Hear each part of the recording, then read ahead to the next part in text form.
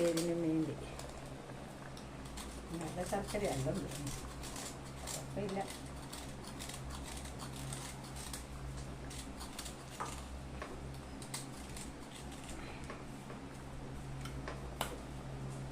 വെട്ടി വെട്ടി വെട്ടി കുറച്ച് നെയ്യ് ആദ്യം ഒഴിക്കുക.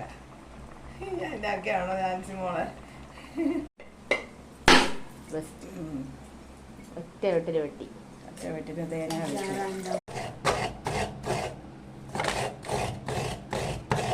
ഇട്ട് അത് വെന്ത് നമ്മൾ മാറ്റി വെച്ചിട്ട് തേങ്ങയുടെ കൂടെ കുറച്ച് തൈരും കൂടെ ഒഴിച്ച് അരയ്ക്കണം. ശർക്കര ഇടുന്നതിനാന്ന് വെച്ചാൽ മാങ്ങ ഉടഞ്ഞു പോയിരിക്കാണ് നമ്മൾ വെന്ത്. സത്യം തന്നെ ചൊല്ലുന്നത്.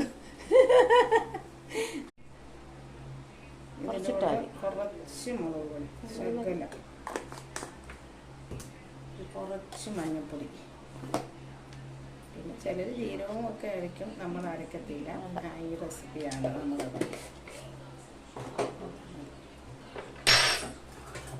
ചൂടുവെള്ളം ഒഴിക്കണ്ട, ഇച്ചിരി ഒഴിച്ചിട്ട് തേങ്ങയുടെ കൂടെ കുറച്ച് തൈരും കൂടെ ഒഴിച്ച് വേണം നമ്മൾ അടിക്കാൻ. പിന്നെ വേണമെങ്കിൽ തൈര് ചേർക്കുക. അടിച്ച സാധനം ഇതിൽ ഒഴിക്കുക.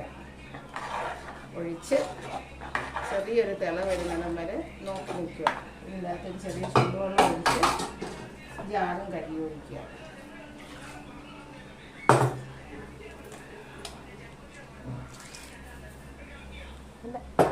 ഉപ്പ്,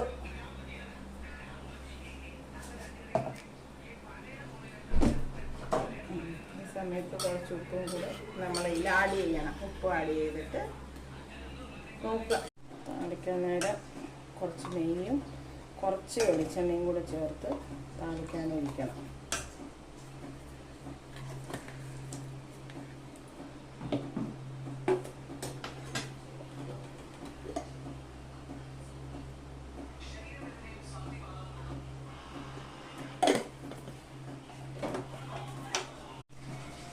എണ്ണയും നെയ്യും കൂടെ ഒഴിച്ച് ചൂടായി വരുമ്പോഴത്തേക്കും കടുകിടുക.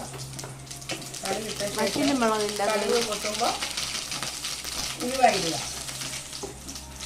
പിന്നെ ഉള്ളി ഇഷ്ടമുള്ളവർക്ക് ഉള്ളിയും കൂടെ അരിഞ്ഞിടാം. കരിയാപ്പില ഇടുക പൊട്ടിയ ശേഷം. നിങ്ങളൊരു പുതിയ സ്ഥലത്ത് വന്നിരിക്കുകയാണ്, ഉള്ളത് കൊണ്ട് അഡ്ജസ്റ്റ് ചെയ്യുക.